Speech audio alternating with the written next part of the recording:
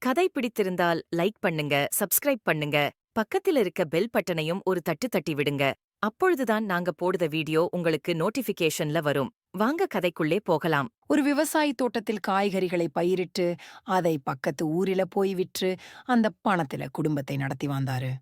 ஒரு நாள் வரும்பொழுது ரொம்ப வெயிலாக இருந்தது. கொஞ்சம் ஓய்வெடுக்கலாம் என்று மரத்தடியில் அமர்த்தார். அப்படியே சோர்வாக படுத்து தூங்கிட்டாரு. அப்படி தூங்கும்போது அந்த வழியாக ஒரு குடிகாரன் வந்தான். பாரு, பகல்லையே எப்படி குடிச்சிட்டு தூங்குதான்னு விவசாயிய பார்த்து சொல்லிட்டு போனாரு. இரண்டாவது ஒரு திருடன் திருடிவிட்டு வந்து கொண்டிருந்தான்.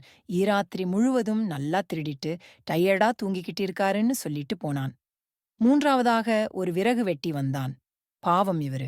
தினமும் விறகு வெட்டுத என்னாலேயே இந்த வெயில தாங்க முடியல. இவரு பாவம்னு சொல்லிட்டு போனாரு. கடைசியா ஒரு பாட்டி அந்த பக்கமா வந்தாங்க. நல்லா தின்னுட்டு தூங்குதான் பாரு.